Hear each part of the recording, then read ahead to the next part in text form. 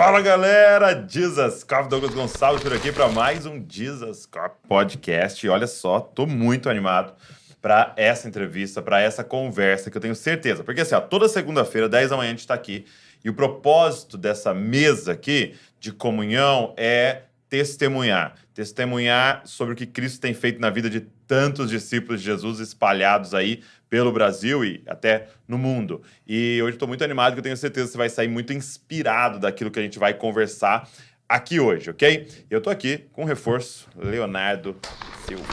Obrigado pelo convite. Muito Uma bom. honra. Obrigado. Contribuir mais um pouquinho. Vamos fazer boas perguntas aí, viu? Bora. Vamos lá? Podcast de hoje? Então, ó, já pega esse link, cara, já sai mandando pra todo mundo, já aperta no gostei aí, porque a plataforma mostra para mais gente, ok? Você que tá nos ouvindo aí, só ouvindo nas plataformas de podcast também, quero incentivar você a divulgar pra galera aí. Vambora, podcast de hoje.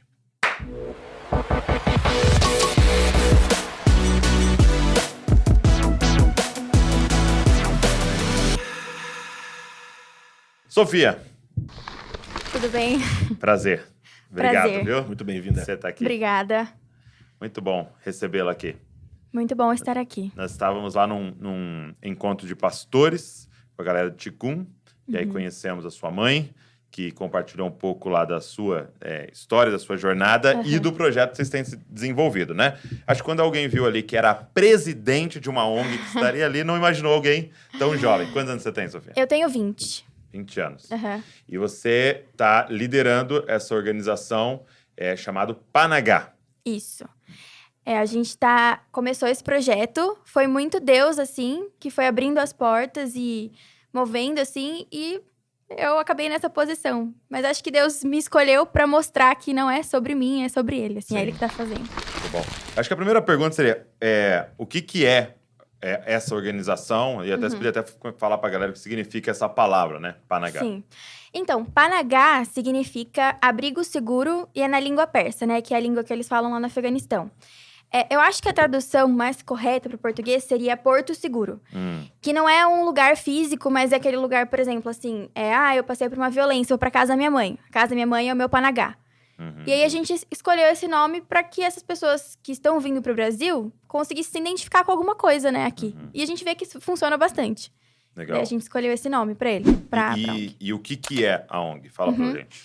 Então, hoje o nosso trabalho, ele começou de uma demanda. Então, a gente percebeu, começou ajudando os afegãos. Hoje a gente acolhe, a gente ajuda desde documentação, visto, para eles virem pro Brasil. E aí acolhe e faz o assentamento dessas famílias no Brasil. E hoje o trabalho começou assim, a gente mantém esse trabalho, mas hoje a gente tem ampliado para o atendimento com migrantes de outras nacionalidades também. Que legal. Aí, então, vocês ajudam até quem ainda não tá no Brasil? Sim, a gente ajuda principalmente com questão de visto. Então, contato com Itamaraty, com as embaixadas, porque o Afeganistão não tem embaixada, né? Então, com as embaixadas ali dos países ao redor, do Paquistão, a gente a gente fica intermediando esse contato para as famílias conseguirem vir para o Brasil. Legal, que demais. E só pra galera que tá nos ouvindo entender, assim, por que tá vindo tanto afegão pra cá? Como é que funciona isso? Então, em agosto de 2021, a gente teve a tomada do Talibã no governo do Afeganistão. E a gente começou um governo extremista, né? De extrema perseguição. E a gente começou a receber muito pedido de ajuda, né? E em setembro de 2021, o Brasil assinou uma portaria que concede visto humanitário para os afegãos. E hoje, o Brasil é o único país que concede visto humanitário para afegão. Não tem mais nenhum outro país que faz isso. É mesmo? E aí, por isso que eles estão todos vindo pro Brasil, né? Não é muito uma opção, assim, é o recurso que eles têm hoje. Poxa, achei que era, tipo... Escolhi o Brasil. Mas que legal, cara, o Brasil ter assinado isso e ter aberto as portas para fazer esse trabalho. Porque é um trabalho que não traz um benefício direto para a nação, né? É realmente uma ajuda mesmo. Sim. Né? Não é algo assim, não, vamos abrir porque a gente vai ter esse ganho aqui. Não, é realmente um trabalho humanitário mesmo, uma ajuda, né? E eu acho que fala muito dessa vocação do Brasil, né? O Brasil sempre foi esse país que não se envolveu, né, como que se diz? Nas disputas. Nas disputas que há mundial, né? Ele tá sempre ali meio que neutro, ali, assim, é amigo Sim. desse, é amigo daquele, né? E fala muito, acho, dessa vocação do brasileiro, né? De ser um agente de paz mesmo, né? Sim. Eu acho que não só o Brasil, mas o brasileiro. A primeira coisa que, que os afegãos falam, assim, que a gente mais ouve, brasileiro é muito gentil, brasileiro é muito carinhoso, sabe? A gente não tem... Assim, é muito difícil eles chegarem aqui e alguém ficar bravo porque tá falando português errado. Não, geralmente é... Nossa, que bonitinho, tá aprendendo português. Né? Isso é verdade. E aí é muito engraçado a gente ver a família depois de 2 semanas, a vizinhança já conhece, todo mundo já conhece os vizinhos já levaram bolo, já sentou pra tomar um café. Mesmo? Eles são muito assim, o que a gente ouve deles são coisas muito positivas em relação ao jeito que o brasileiro tá acolhendo eles na sociedade, assim. Entendi. Poxa, então você tá falando até do bairro, dessas coisas, né? Sim. Como que isso começou na sua vida? Quando que você começou a olhar para esse povo com um olhar mais de compaixão? Então, na minha vida, assim, eu sempre fui envolvida com questão de trabalho humanitário, assim, né? Porque nasci em lar cristão e na igreja a gente acaba se envolvendo. Então, por exemplo, quando eu era muito pequenininha, o meu pai era presidente de uma organização também, lá na minha cidade. É quantos anos? Vixe, acho que desde quando eu tinha, sei lá, uns 4 anos. É mesmo? Até antes. Aí seu pai já era envolvido? Sim, a gente tinha um trabalho com a comunidade local ali na minha cidade. E a gente tinha trabalho com as crianças. Então, todo fim de semana a gente tava lá. E aí eu ia junto. Então, tinha reforço escolar, a gente tava lá. Eu tava lá participando. Então, desde pequena eu fui me envolvendo com isso. Depois que eu sempre fiz balé minha vida toda. Daí eu comecei a dar aula de dança. Daí na igreja eu comecei a dar aula pros idosos. Sabe assim, sempre fui envolvida nessas coisas. Sim. A gente faz viagem missionária, os jovens, todo ano. A gente tá esse ano a gente tava em Parnaíba, no Piauí, com o pessoal lá, né? A gente sempre faz esses trabalhos. E daí, quando eu tinha 13 anos de idade, Deus me deu um sonho. Eu tava começando a orar pela minha faculdade, pensando no que eu ia fazer. E um dia eu sonhei que eu tava num lugar assim, e aí Deus me chamava e falava assim: olha, eu quero te mostrar uma coisa. E daí ele me levava pra tipo uma sala de cinema, assim, e eu via várias mulheres, assim, chorando, e elas tinham preço. E daí Deus me falava assim: eu quero que você trabalhe com direitos humanos, e um dia você vai ter a oportunidade de trabalhar no combate ao tráfico de pessoas. Foi isso que eu entendi, assim, né? Foi isso que Deus me falou no sonho. E daí eu acordei no dia seguinte e falei: mãe, Deus me disse que eu vou trabalhar com isso, então vou me preparar para. E meus pais, né, eu tinha 13 anos, eles podiam ter falado: não, Sofia, nada a ver. Mas não, eles super me apoiaram. E aí eu comecei a ler sobre o assunto, estudar. E aí foi quando eu decidi fazer direito, né?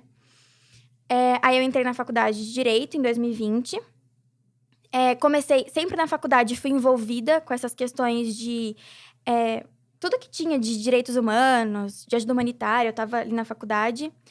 Em julho de 2021, eu fiz um curso na FAI sobre tráfico de pessoas. O que significa FAI mesmo?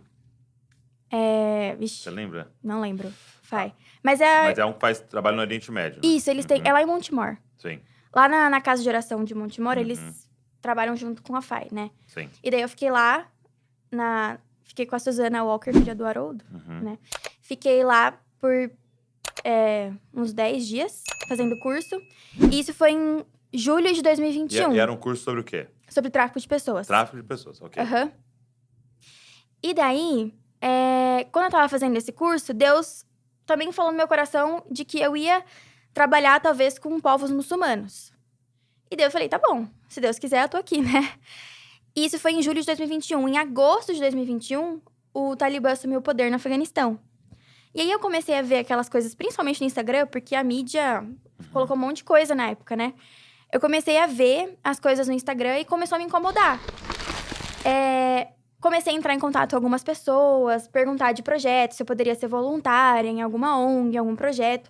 Mas era tudo muito novo, então não tinha nada, assim. Eu recebia muito, assim, porque eu mandava mensagem direct no Instagram mesmo, sabe? Tipo: oi, meu nome é Sofia, queria saber se... Mas pra quem que você mandava? Por exemplo, eu comecei a mandar para organizações de São Paulo. Então, eu via organizações cristãs que trabalhavam com ajuda humanitária, trabalhavam com povos muçulmanos. Ou pessoas, às vezes, no Instagram, que falavam sobre o assunto. Comecei a mandar mensagem. E aí, a resposta que eu recebia de muita gente era: eu não conheço um projeto, mas se você souber de um projeto, me avisa, que eu também quero ajudar. Uhum. E aí, Interessante. eu comecei a fazer esses contatos. No começo, a gente... Aí eu já falei pros meus pais também. Teve um dia que eu acordei eles 3 da manhã, porque eu entrei em contato com uma ONG dos Estados Unidos. Eles estavam fazendo uma viagem pra Doha. Eu falei: mãe, vou contar meu passaporte, minhas vacinas, se eu quero ir. Aí ela: calma, não é assim não. E porque eu tinha Sua mãe falou que era 3 da manhã, né? 3 da manhã. Do nada. Nada, né? Eu tinha 18 anos. Imagina, você tá dormindo, você acorda. Mãe. E daí... Deixa eu pensar. Então, daí... Eu comecei a fazer esses contatos. E aí, minha mãe falou assim... Não, minha mãe é da área do direito também. Uhum. E ela falou assim... Não, vamos começar uma coisa mais... né? Vamos tentar fazer uns contatos que a gente consiga alguma coisa de efetivo, assim. Então, a gente começou a entrar em contato com algumas pessoas. A gente escreveu, eu lembro que uma carta pro governo, pedindo para eles assinarem uma portaria de visto humanitário. De alguma maneira, essa carta chegou no governo federal. Ao mesmo tempo, tinha todo um movimento em Brasília. Eu não lembro não sei se vocês viram na época, umas juízas que estavam falando da perseguição que elas estavam sofrendo lá.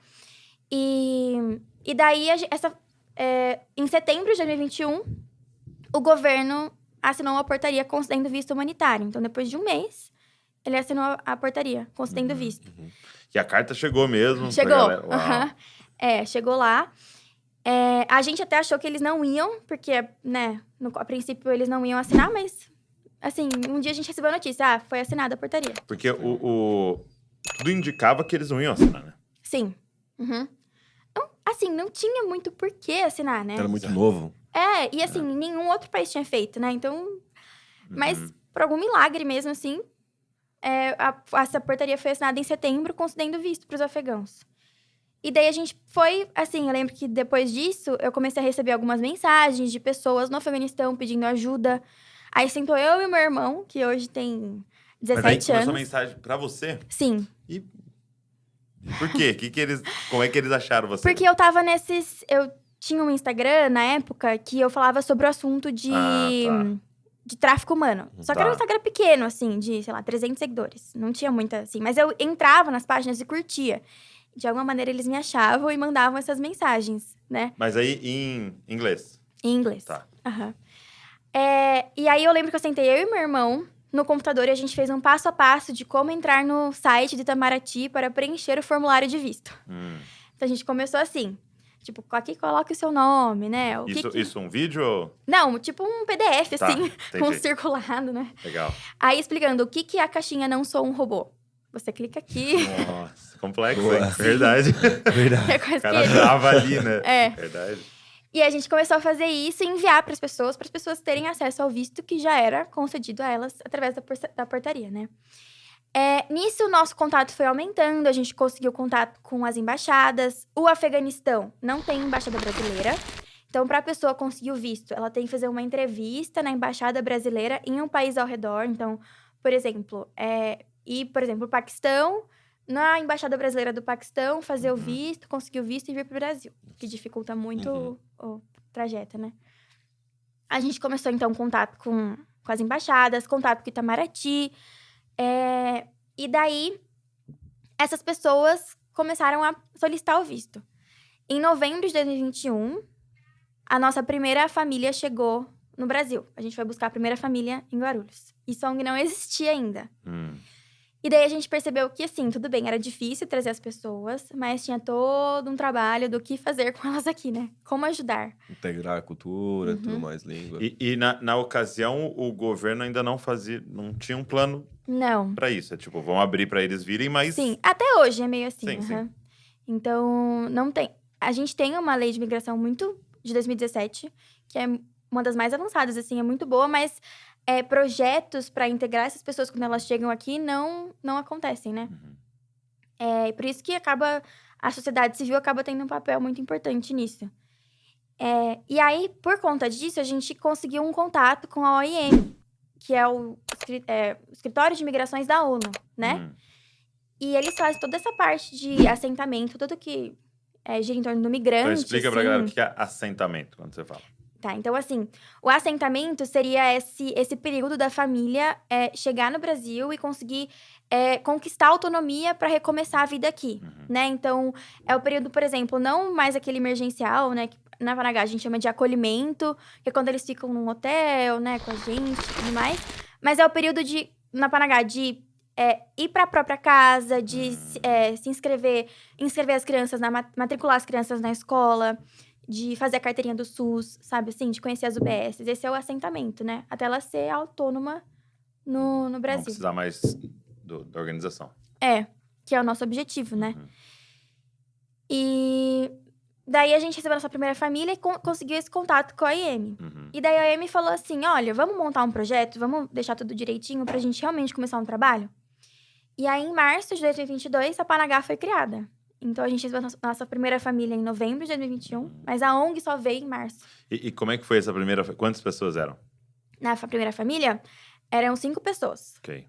Era uma casal, Isso. 3 filhos. A gente recebeu a primeira família com 5 pessoas. E aí, logo em seguida, acho que foi uma semana e meia depois, a gente recebeu a segunda família, que era uma mulher grávida, um marido e uma menininha, pequenininha, de 3 anos. E daí a gente foi recebendo. E o que vocês fizeram antes do... No começo, assim, a gente entrou em contato porque meu avô é pastor e a gente tem umas igrejas que caminham junto, né? E a gente entrou em contato, meu avô tá morando em Cascavel na época, e a gente conseguiu lá um lugar em Cascavel para as famílias ficarem nesse período, né? A gente já tinha um certo contato com a IEM, então a gente ia pedindo orientação para eles iam ajudando a gente, né? Então, questão de vacinação, eles tiveram que fazer e fizeram tudo lá em Cascavel. E aí, depois que a gente fez esse primeiro período, a gente começou a ajudar as famílias no assentamento. Daí, uma família ficou morando em Cascavel e a outra família veio para morar aqui no interior de São Paulo. E aí, a gente acompanhou no processo de assentamento. E isso tudo, a galera da igreja ajudando, Sim. financeiramente, Uhum. a galera doando. Sim, a família que ficou em Cascavel, a igreja assumiu completamente, assim, os custos, né? Porque ela estava tudo começando, ainda não tinha um projeto estabelecido. Quando a gente estabeleceu o projeto, daí a gente criou a ONG, a gente escreveu o projeto e tudo mais, a gente começou... É muito engraçado e parece loucura o que eu vou falar, mas assim, nunca a gente vai atrás das coisas. As coisas simplesmente aparecem, entendeu? É mesmo? Então, a gente começou a receber alguns pedidos de ajuda de organizações, também organizações cristãs ou ONGs, né? Internacionais, falando assim, eu tenho esse grupo de pessoas para trazer para o Brasil, mas eu não consigo... tirar do Afeganistão, mas eu não consigo trazer para o meu país. Por exemplo, eu não consigo trazer para os Estados Unidos.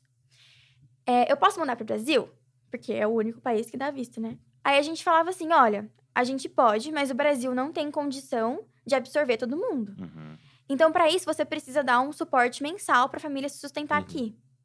Aí a gente montou uma calculadora com os preços, assim, os valores, custos mínimos para uma família se manter aqui.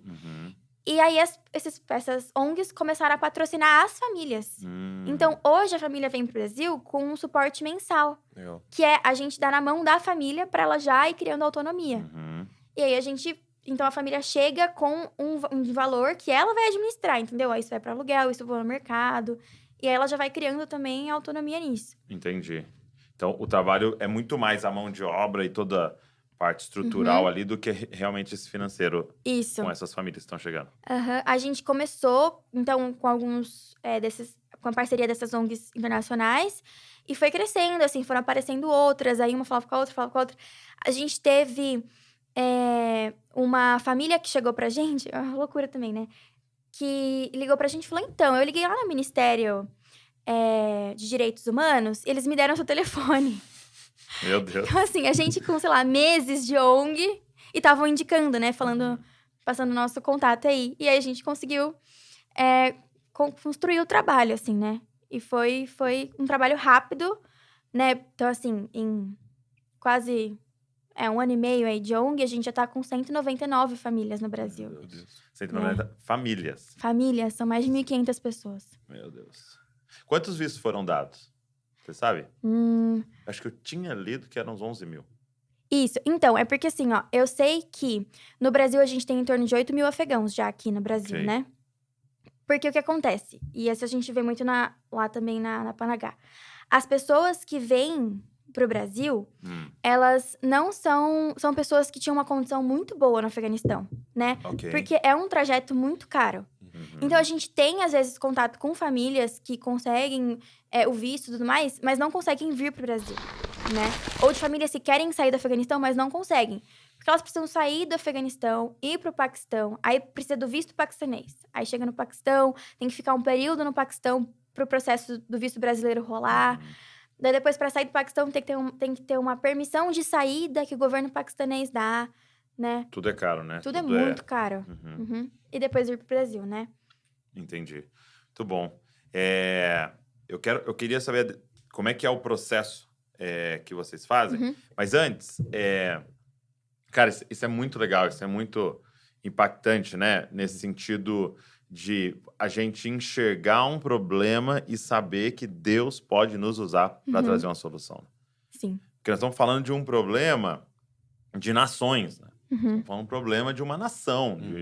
É uma nação que não está conseguindo cuidar de seus habitantes e que outra nação vai ajudar. E é muito doido, porque a gente olha para uma notícia como essa, todo mundo viu essas notícias do que aconteceu no Afeganistão, aquelas filmagens, né, aqueles vídeos que viralizaram. Criança passando por cima da cerca. Sim. Aquele do rapaz no avião, né, pendurado. E todo mundo olhou aquilo e talvez os mais, eu vou usar crentes, né? Foram lá e falaram, cara, não precisa orar por eles. E foram para as reuniões, colocaram nas pautas de orações, oraram em casa e tal. E porque passa pela nossa cabeça, o que eu vou fazer, né? O que eu posso fazer com algo que está acontecendo lá no Afeganistão, né? O que eu posso fazer? E eu acho que o seu testemunho é tipo, cara, se Deus quiser, a gente pode fazer alguma coisa. E eu acho que duas coisas que ela falou que é central. Primeiro, Deus deu uma visão para ela. Então, tô te dando uma responsabilidade. E segundo, é que as coisas chegaram até ela. Sim. Então, a graça de Deus foi trazendo. A providência divina foi aproximando-se de pessoas, de coisas que... E é isso, né? mais. Eu vou falar sim, né? Sim, Senhor. Está disponível. Tô aqui, me dá esse problema aí, né? Vou dizer sim para esse problema, que podia ser 2 famílias, entendeu? E hoje são 199, mas começa com 2, começa com uma, né? É sim, e aí começa a vir, né? Porque até um amigo lá, o Rafael, o Rafael Conrado, lá de Kansas, ele falava uma frase, né? God's will, God's bill, né? É vontade de Deus, a conta é de Deus, né? Sim. Ele que vai pagar a conta, porque é um projeto dele, né? Pra mim, eu sempre tive muito, assim, claro isso na minha cabeça, assim. De que Deus tem um chamado pra minha vida e de que Ele vai me capacitar e vai abrir as portas pra isso. Então, assim, eu nunca falei, nossa, agora eu vou criar uma ONG, ser presidente de uma ONG, não. Meu sonho. Não, mas assim, Deus foi me revelando e eu sempre tive assim. E até se você me perguntar, tá bom, mas como que você vai estar daqui 1 ano? Você quer continuar a Panagá? A Panagá vai acabar? Você vai ampliar seu trabalho? Não sei, entendeu? O que Deus me mandar fazer, eu vou fazer, entendeu? Se for pra fechar tudo e começar a, né, que nem a gente agora tem a congregação lá em Jundiaí, a ajudar lá, eu vou fazer, entendeu? E assim, realmente assim, tá disposta pra aquilo que Deus tem pra mim. Porque se Deus tem uma ONG ajudando afegãos, vai ser o melhor. Mas se Deus tem pra eu ajudar na minha congregação, ajudar os meus pais a pastorear lá, vai ser o que vai ser melhor pra mim também, entendeu? Muito bom. Então, é isso. E é muito doido aquela passagem que Jesus envia, né, os discípulos. E ele dá uma orientação muito estranha, que é, não leva, né, capa extra, não leva comida, né, não leva bolsa, tal. E aí você vai chegar numa cidade, não fica escolhendo qual casa você vai... E eu vejo que é muito isso que você tá falando. Porque é tipo assim, você vai pra cidade... E você vai lá na praça da cidade. De repente, Deus vai abrir a porta e você falar com alguém. Essa pessoa vai falar, pô, vamos lá em casa. Aí chegou lá na casa dele, o pai dele tá doente. Aí você ora pelo pai dele, o pai dele é curado. Aí você, não, fica aqui. Aí eu fico. Por quê? Porque Deus quer aquela família que depois vai te levar aqui. E muitas vezes a gente vai com o plano montado. Muita gente fala assim, não, nos próximos 10 anos estarei na Panagá e tal. E aí no meio do caminho, Deus queria fazer um outro negócio que os pensamentos dele são muito mais altos do que o nosso. E a gente já falou, não, meu Deus, eu fiz cronograma. Vem mexer no meu cronograma. E pra mim, eu sou bem assim. Eu gosto de ter o meu planejamento, meu cronograma. Deus foi me ensinando assim, ele já me falou eu não vou te revelar como vai estar daqui a 5 anos. Não, eu vou te mostrando aos poucos. E acho que, assim, pela minha personalidade, é pra eu aprender a confiar nele. Porque se eu tivesse tudo pronto, assim, na minha frente, eu falaria, tá bom, Deus, muito obrigado por ter me revelado, mas agora eu vou fazer. Daqui pra frente é comigo. E não, é totalmente dependendo de Deus hoje, assim. E é difícil pra mim, porque eu, né, eu gosto... É mesmo? Sua personalidade é mais... Sim. É. Eu gosto de ter Metódico. Eu te entendo. Então, é Eu complicado. também sou assim. Mas tenho aprendido. Ainda, às vezes eu tenho que reaprender. Muitas vezes, né? Sim. Qual que é a frase do Marco Teles? Deus não me respeita. Deus não me respeita. Eu planejo e Deus não me respeita. Que bom, né? Mas assim, ó, deixa eu te fazer uma pergunta antes da gente voltar para Panagá. O que você acha que seus pais fizeram, ou, sei lá, também um pouco do ambiente que você viveu, que contribuiu para você fazer isso? Tipo, cara, eu vou assumir responsabilidades. E não tá só atrás dos seus direitos, mas mais até das suas responsabilidades. Eu sou muito grata pelos meus pais. Muito, assim. Porque eles... A mãe da Sofia tá aqui. Minha mãe tá Ali, aqui. ó. Não, mas eu sou muito grata porque eles tiveram muita fé. E assim, sempre foi muito claro que eles não têm fé em mim. Ou confiam deixaram em mim. claro nisso. Mas eles têm muita fé no que Deus me fala, sabe? Muito Assim, bom. e assim, parece que eles realmente, assim... Não, a Sofia tem 13 anos, mas ela ouve a Deus, né? E assim... Tô entendendo. Do tipo assim... Se não é Deus, então vamos orar junto pra Deus revelar pra gente, né? Porque se for de Deus, ele vai falar com todo mundo. E eles sempre fizeram assim, não, se Deus falou, então a gente vai caminhar nisso, entendeu? Não, nunca duvidaram disso, assim. E isso me passa muita confiança. Sempre me passou muita confiança. Incrível. Porque eu falo assim, mãe... Coisa simples, tipo... 13 anos de idade. Mãe, eu quero muito trabalhar. Deus me falou, eu entendo que eu tenho uma coisa no meu coração com essa questão de combate ao tráfico de pessoas. Ela falou, sério? Então vamos assistir essa série que fala sobre isso. Vamos assistir esse documentário. Já leu esse livro? Ela fica pesquisando e me fala, olha, eu achei tal livro que conta um testemunho, uma experiência. Você não quer ler? Sabe, assim, de me incentivar, assim. E me ajudar a confiar e ter, assim, certeza. Se Deus falou, ele vai fazer cumprir, entendeu? E daí eles foram me ajudando assim, realmente... Deus fala, ele vai fazer, entendeu? Deus é um Deus de promessa, assim. Se ele tem uma promessa na sua vida, ele vai cumprir. Entendi. Então, foi muito um ensinar você a ter fé. Sim. Né? Ensinar você a ter fé e ouvir a voz de Deus. Sim. Cara, isso é incrível, né? Eu tava fazendo uma terapia com um psicólogo e ele falou assim que o trabalho dos pais é apresentar o filho pro filho, né? Tipo assim, então às vezes a gente fica com uma coisa pré-moldada, falando assim, não, eu quero muito que meu filho seja, ou eu quero muito que minha filha seja tal, a Luísa vai ser. Não, você ficar ali olhando e captando quem que é essa pessoa, E assim que Deus te mostrar, te revelar, se apresentar a Sofia pra Sofia, né? Se apresentar a Luísa pra Luísa, falar, cara, Deus tá te dando isso, Deus tá te formando isso. E às vezes não vai ser o que a gente queria, ou a gente sonhou, a gente projetou, né? Porque a gente fica colocando coisa nossa nos filhos, né? Mas isso é muito impactante. É a gente olhar... Porque é muito comum a gente olhar pra alguém de 13 anos falando alguma coisa e falar, essa criançada, né? Não, ou então falar assim, filho, vai dar certo, espera aí e tal. Agora a mãe dela instigou, lê, assiste isso aqui, veja isso aqui e tal. Sim. Isso é muito louco, a semente. E uma outra coisa que me impacta na sua história, né, e honrando também os seus pais, é que é um grande desafio, que é até contra a natureza, assim, é que a gente tem uma tendência à proteção, né? E quando você vem com um assunto como esse, né? Sim. Deus está me falando de me envolver com tráfico humano, é tipo assim, sério. imagina as pessoas mais perigosas do planeta, quem tá liderando essa parada, né?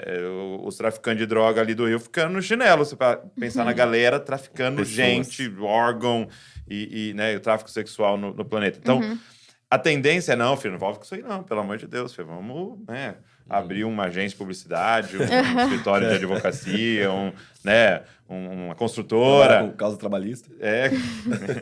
Com os idosos, vou trabalhar com coisas mais tranquilas. E aí você fala, não, vou trabalhar com isso aqui. A gente tem uma tendência que é boa, entre aspas, né, de vamos proteger, né?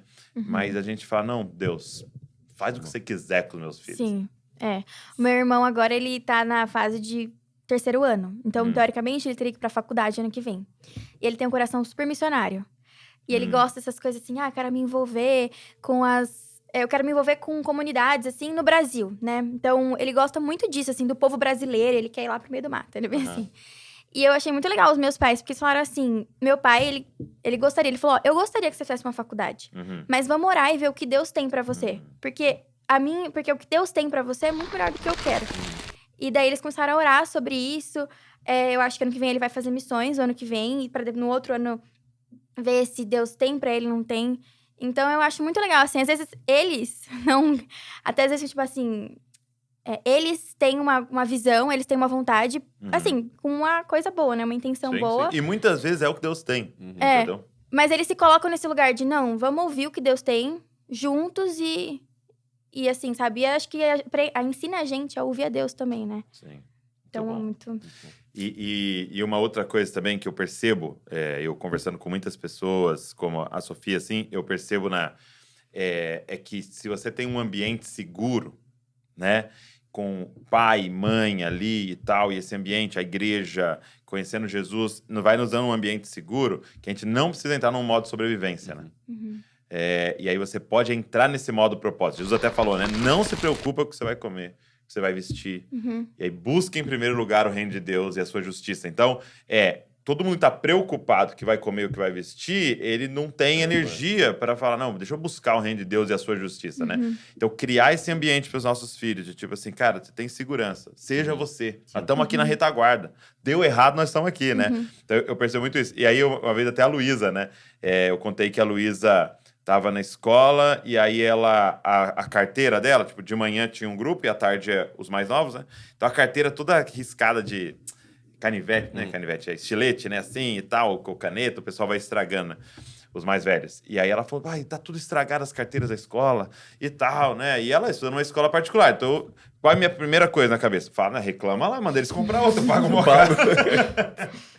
E ela falou, então, pai, eu tô pensando num projeto, né? E aí ela veio com um cartaz que ela fez e tipo, era, como é que é? Projeto Carteiras Novinhas, sei lá.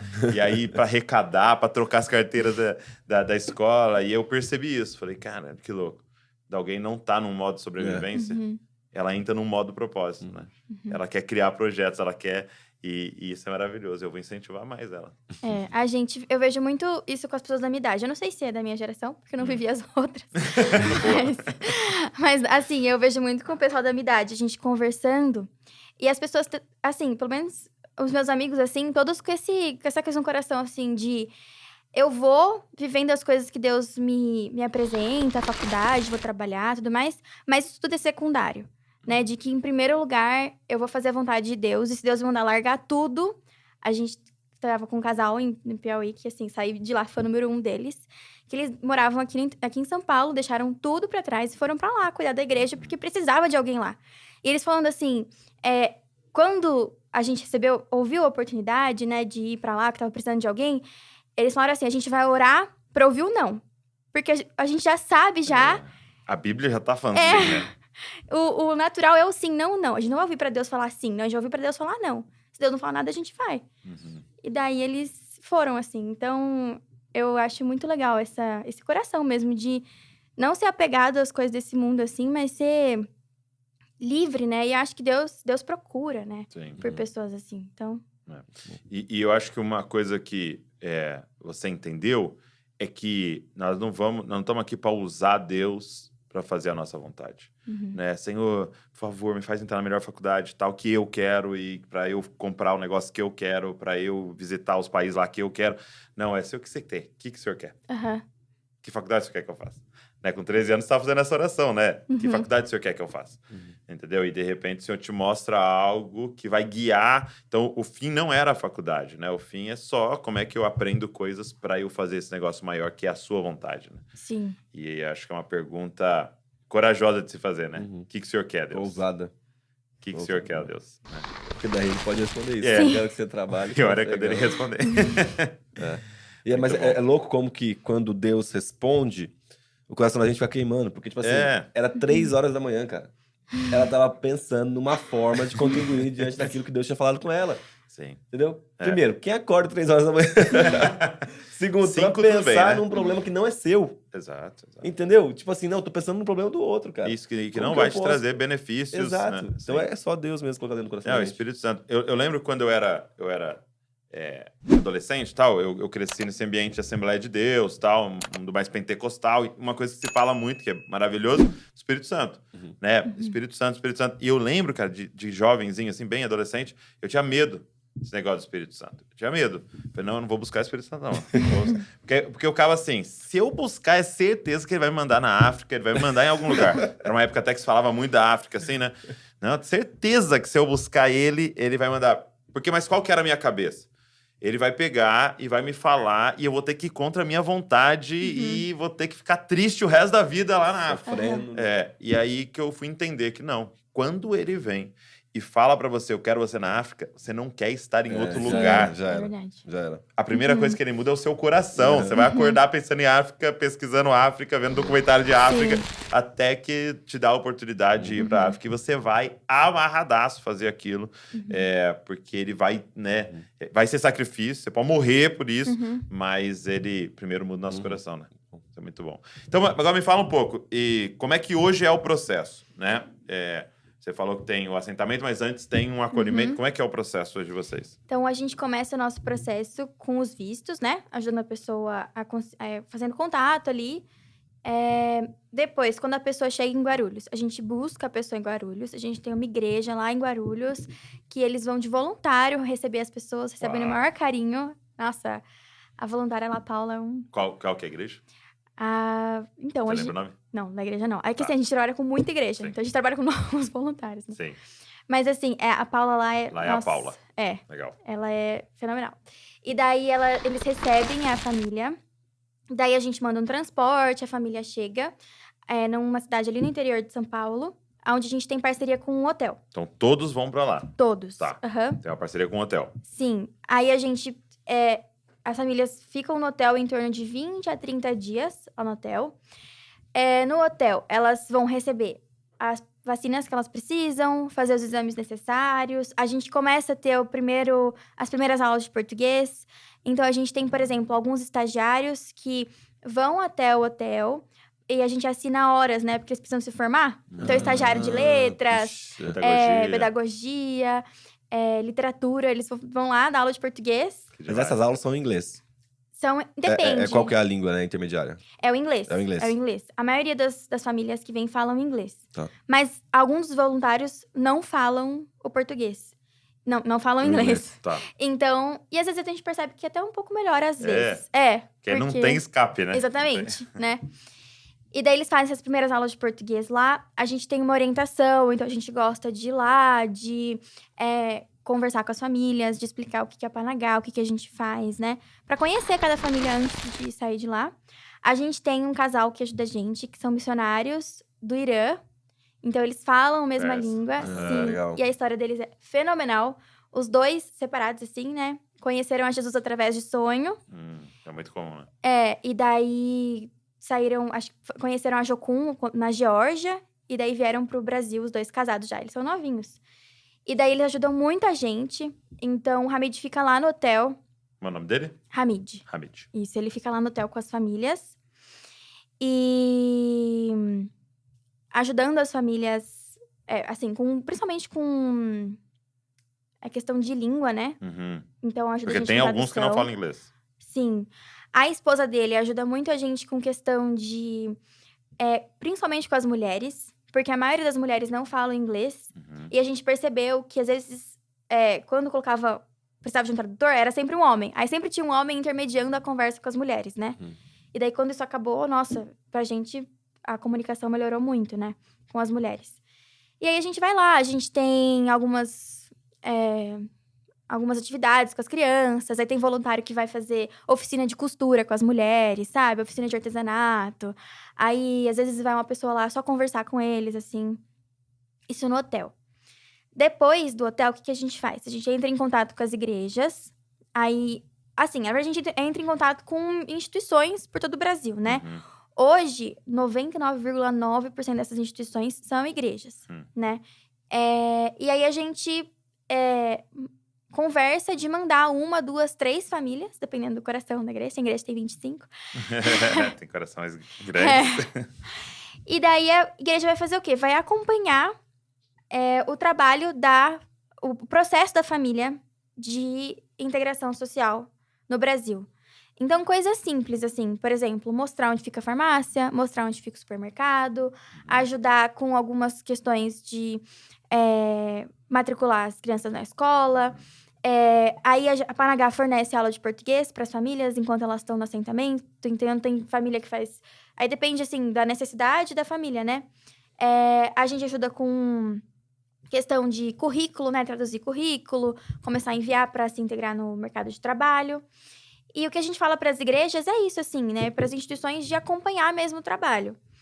A maioria das pessoas que vêm são muçulmanas, né? Mas, assim, a gente percebe que eles têm uma barreira muito grande com religião.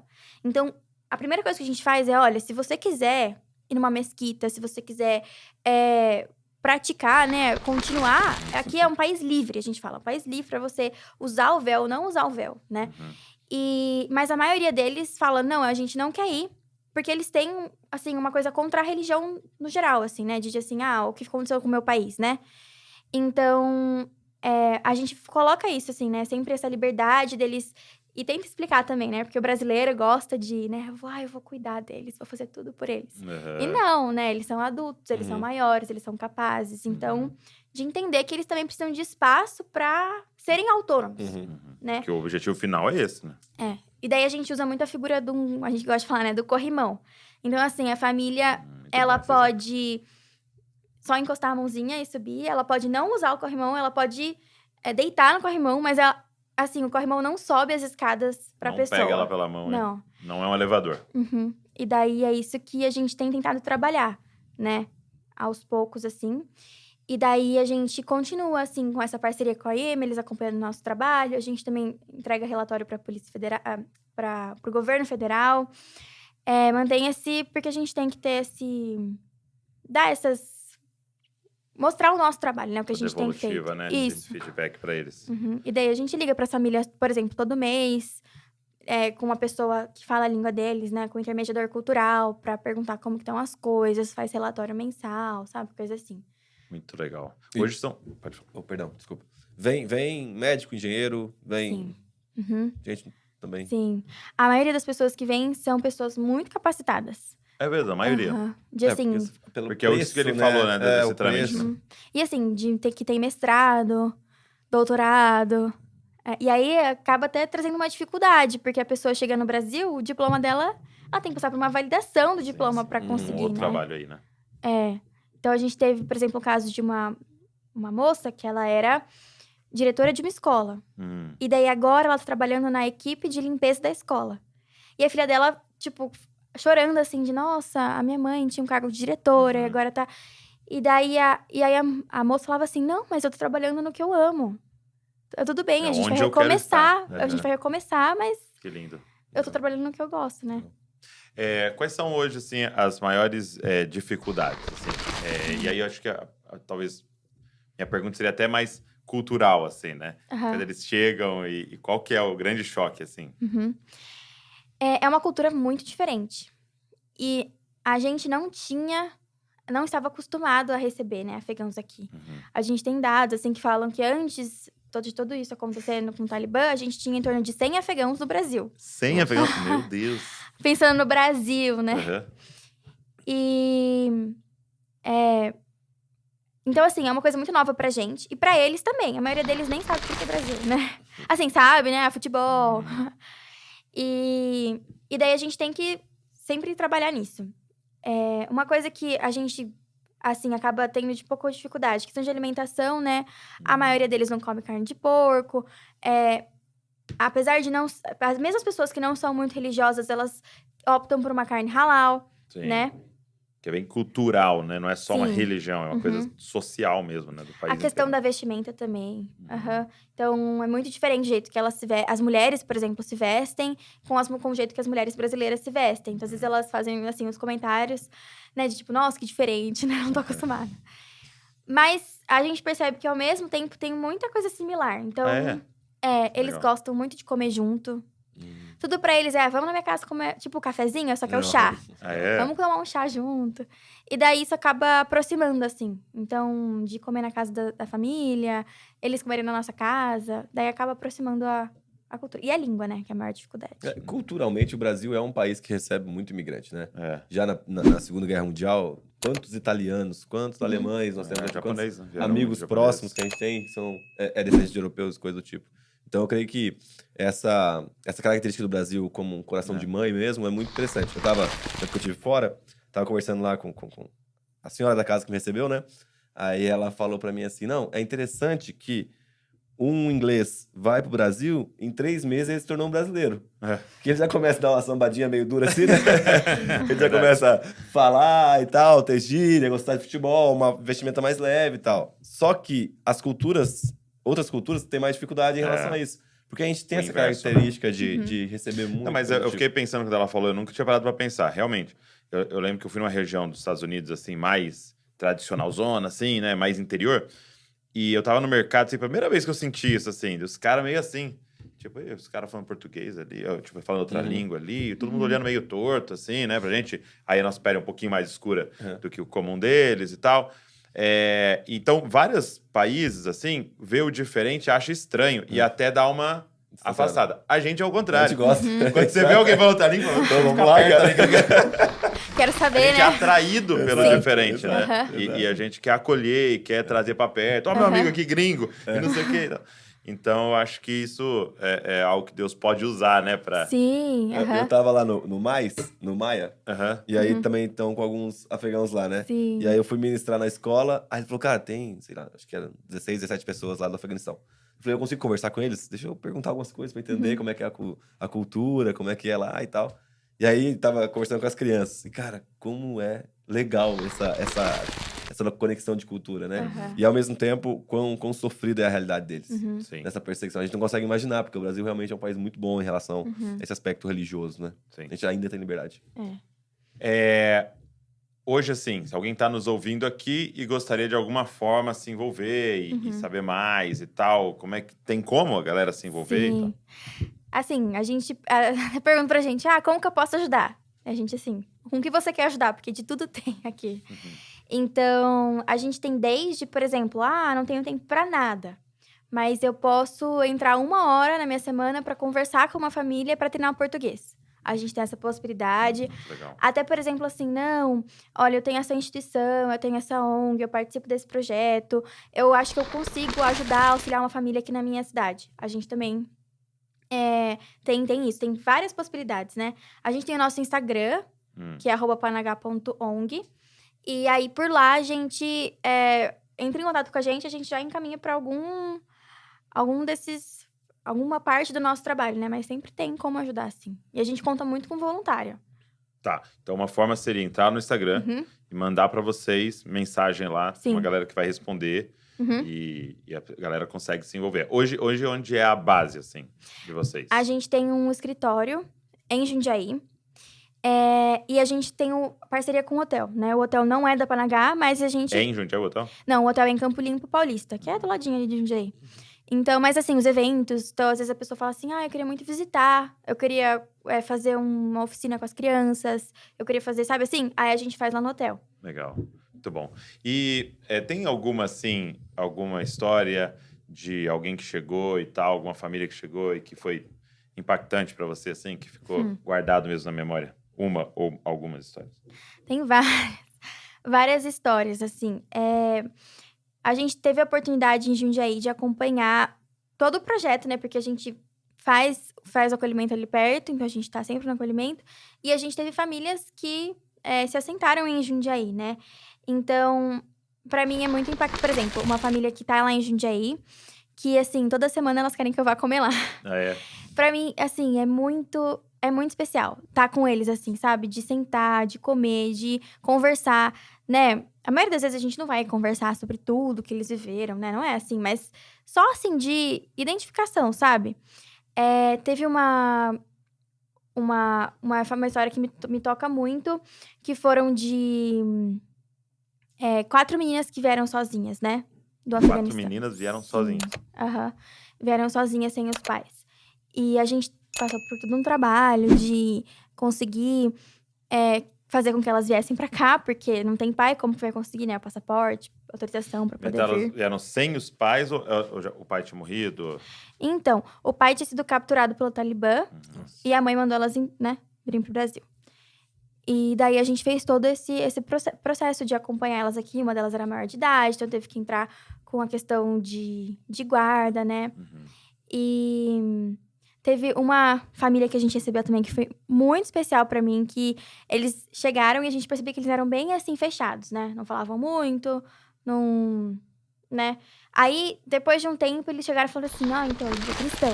Aí a gente, tá bom, né? A gente começou a entender. Daí eles começaram a falar um pouco da história deles, né? Ali com a igreja perseguida. Contar. Aí a gente falou, não, vocês querem ir na nossa reunião? Né? Porque eles eram cristãos, a gente perguntou se eles queriam ir.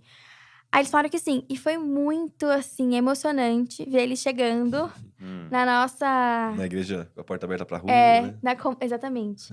E no louvor. Porque todo mundo cantando, né? Com bateria, violão, não sei o quê. E eles cantando junto, assim. Não, obviamente, não em português, mas assim, sabe? Adorando junto, assim, e levantando a mão. E depois eles falaram assim, quanto eles ficaram emocionados de estar num lugar onde eles podem levantar a mão, assim, sem se preocupar. Então, isso pra mim também foi... Eu lembro que todo mundo, assim, na igreja, a gente chorava de ver eles... A emoção deles de estar ali, sabe? E coisa que a gente não... gente... Pra gente é normal, né? Caraca, né, velho? Não, isso, eu nunca tinha parado pra pensar nisso. Eu acho que foi até a sua mãe que falou isso. Assim, eu não tinha parado pra pensar. A igreja perseguida não pode cantar em voz alta. Não pode. Ela tem que se torna reunir. um alvo, né? Exato, ela tem que se reunir, geralmente meio subterrâneo e tal. E a gente estava na Argentina agora, a gente conheceu uma mulher do Irã também, da igreja perseguida, plantou 7 igrejas em 7 cidades no Irã e tal, e foi capturada e conseguiu sair, e estava na Argentina, de refúgio lá.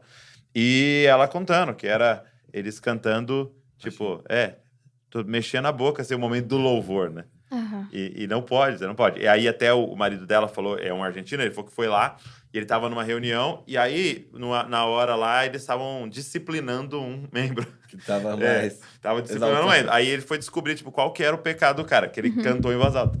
Puxa vida, cara. E aí ele foi disciplina. Se a gente tivesse esse tipo de disciplina na nossa... cara. Cara. Outras coisas.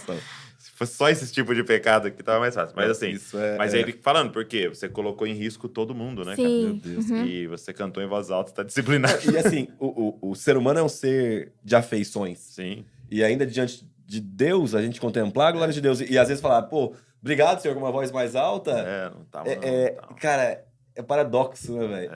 É muito delicado mesmo. Então você imagina os caras entrando pela primeira vez. Numa igreja que tem bateria. E a galera... Foi muito... Eu também nunca tinha pensado nisso, assim. Nunca tinha passado na minha cabeça. Assim, teoricamente faz sentido, né? Não poder cantar. Mas quando eles falaram assim, quando eles viram todos os instrumentos, todo mundo cantando em voz alta e adorando, né? Aí que eu percebi, assim, nossa, como deve ser, né? E coisas simples, assim, por exemplo, a gente... que eu comecei a dar valor, né? Depois desse... Principalmente depois de conhecer essa família. De ler a Bíblia, né? Uma coisa simples, tipo, vou ler a Bíblia. Né, de sentar lá todo dia, ler a Bíblia. Gente, mas não é tão simples assim, né? Às vezes a gente não dá valor para essas coisas pequenas de tanta gente que realmente morre por isso, né? E a gente tem essa liberdade. Então, essa família me impactou muito, assim. E deixa eu te perguntar uma coisa. Esses cristãos que vêm de lá pra cá, como que é a vida cristã deles? No aspecto assim, você percebe que eles têm um conhecimento, uma base legal da Bíblia...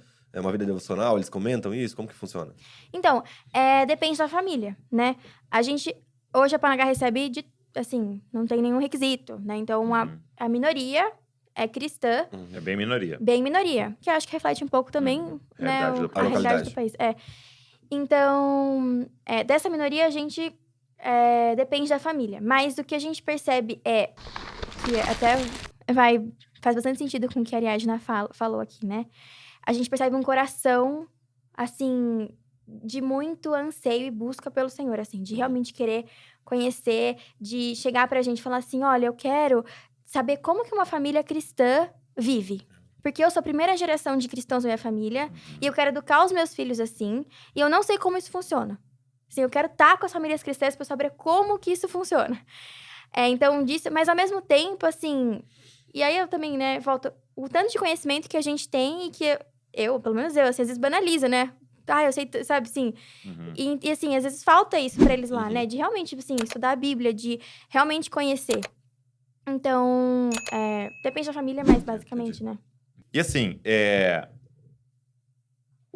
por que que essa galera tem que sair de lá hoje? Assim? Por que que elas têm que sair e têm que vir para outro país e recomeçar a vida, assim? O que tá rolando, assim, que eles têm que chegar nessa medida tão extrema? Então, hoje, a gente fala, né? Praticamente, assim, toda pessoa que está no Afeganistão hoje, ela passa por perseguição. Isso é fato. Então, isso não é não só religiosa, não só o cristão, por exemplo. Não. Todos. Não, a mulher, assim, foi proibida de sair de casa desacompanhada, né? A gente tem casos, assim, de mulheres, assim, que chegam, que foram violentadas inúmeras vezes pelo Talibã, né? A gente conversou com umas juízas, porque quando o Talibã assumiu o poder, ele abriu a porta das cadeias pros prisioneiros, né, saírem. E daí eles começaram a ir atrás dos juízes que condenaram. Meu Deus. E as mulheres juízas contaram pra gente das experiências que elas passaram, né? Dessas pessoas irem atrás delas e violentarem elas. Depois matar o marido, matar as crianças na frente delas. E falar assim, eu não vou te matar pra você sofrer. E daí elas... E abandonavam. E são pessoas que vocês receberam aqui? São pessoas que vieram pro Brasil. Então, o nível de trauma, assim... Sim, a gente tem o caso de uma mulher que o marido prendeu. Ela teve um casamento arranjado com uma pessoa muito mais velha e o marido prendia ela no porão, ela não podia sair. E aí, quando ela conseguiu fugir... E a mulher, você vai ver, assim, ela era advogada. Assim, ela tinha uma... Né? E assim, o marido prendeu ela no porão, ela não podia mais sair. E aí, quando ela chegou aqui, a gente começou a falar assim, minha mãe é advogada, falou, eu sou advogado, falou, eu faço direito. Ela, assim, eu lembro que ela chorou, falou assim, aonde eu tô, né? Que realidade é essa? Né? A gente começou a explicar, quando a gente explica isso pra elas, também é outra realidade, por exemplo, divórcio. Se você se divorciar aqui no Brasil, provavelmente suas crianças vão ficar com vocês. E elas falam assim, nossa, eu sempre tive medo de divorciar, eu sofro um monte de violência, mas sempre tive medo de divorciar, porque lá, se eu me divorcio, eu não vejo mais meus filhos, porque eles ficam com o pai. Meu Deus. Então, essa é a realidade, né? Eles são muito simpáticos, conversam com a gente, mas a gente às vezes esquece pelo que eles passaram, né? Pelo que eles passam, e ainda tem um monte de gente passando lá. E o nível de acolhimento que vai ter que haver aqui e de amor, né? Até lá, quando a gente teve o encontro, sua mãe estava compartilhando com a gente que não é fácil, né? Não é fácil porque você está recebendo pessoas... Né, no pós-traumático, né? E que vão ter atitudes até que a gente fala, nossa, por que você fez isso? Né? Você tem que ser mais grato e não sei o quê, mas são pessoas extremamente machucadas e que, se não for um amor escandaloso mesmo, né? É a única forma de gerar algum tipo de cura para elas, né? E é o que a gente fala, assim, qual é o nosso papel, né? Como sociedade, como, né, pessoas que são cristãs, assim, é de ajudar essas pessoas, né? De amar essas pessoas. E não esperar nada em troca. Então, o que a gente fala, por exemplo, para as igrejas? Você é cristão, mas a pessoa pode não ser cristã.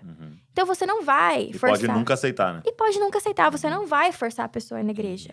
Entendeu? Você não vai forçar a pessoa a participar de um, sei lá, curso bíblico, entendeu? Eu só te dou se você fizer, né? Exato. Não é assim que as coisas funcionam, né? A gente tá ali para amar e para ajudar...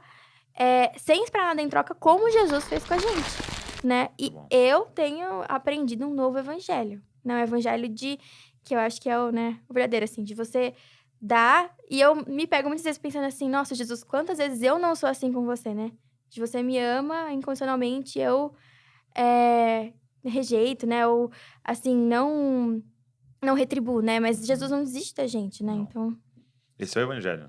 Enquanto a gente era inimigo dele, ele nos amou e entregou sua vida, né? Seu único filho. E a gente tem hoje 2 famílias aqui em Bragança, na família de Sascop, que nós acolhemos. A gente chama de casa afegã, né? Mas já chegamos a receber 5, né? E é exatamente isso, sabe? Mas é muito lindo, assim, que quando a gente recebeu eles... E a gente alugou as casas para eles, e a gente ia lá levar comida e ajudando eles em tudo. Não adianta, era natural. Eles falaram, cara, por que vocês estão fazendo isso? E deixa eu ir lá. E era muito engraçado que eles falavam assim, deixa eu ir lá limpar a igreja, fazer alguma coisa e tal. Porque eles queriam, de alguma forma, né, se mover em gratidão. E muitos nessa vão encontrar E na igreja, o amor de Deus. quando vieram alguns ali, eu lembro que o Thiago Pereira na época trouxe, né? A gente orou por eles. E antes de você terminar a oração, eu acho que eles estavam aprendendo português, obrigado, obrigado, obrigado. E aí você via, só que assim, não era um obrigado, porque a gente tem o costume, né? Obrigado Deve ser educado, né? Valeu, obrigado. Você via no olho deles, cara. Que era, tipo, Obrigado pelo amor que vocês estão derramando na gente. Isso não tem preço, né, cara? Isso é muito rico. Sofia, obrigado. Muito obrigada, gente. Obrigado mesmo. Eu vou deixar aqui na descrição pra galera todos os contatos, tal, pra galera poder entrar em contato, conhecer mais, saber mais.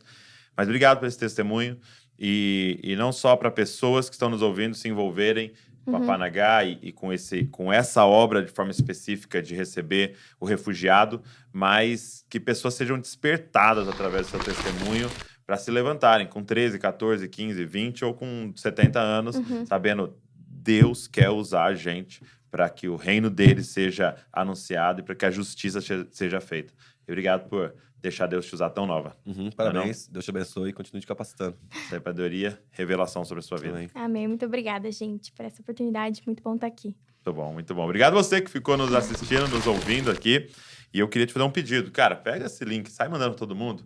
Sai mandando todos os grupos de jovens, adolescentes aí, para que a gente possa despertar uma geração que vai se levantar, não mais em busca dos seus direitos e tal, mas assumindo responsabilidades, que é isso que o Senhor nos ensinou, a assumir responsabilidades, saber que o Espírito Santo está pronto para nos usar de forma ousada nos grandes e nos pequenos problemas ao nosso redor.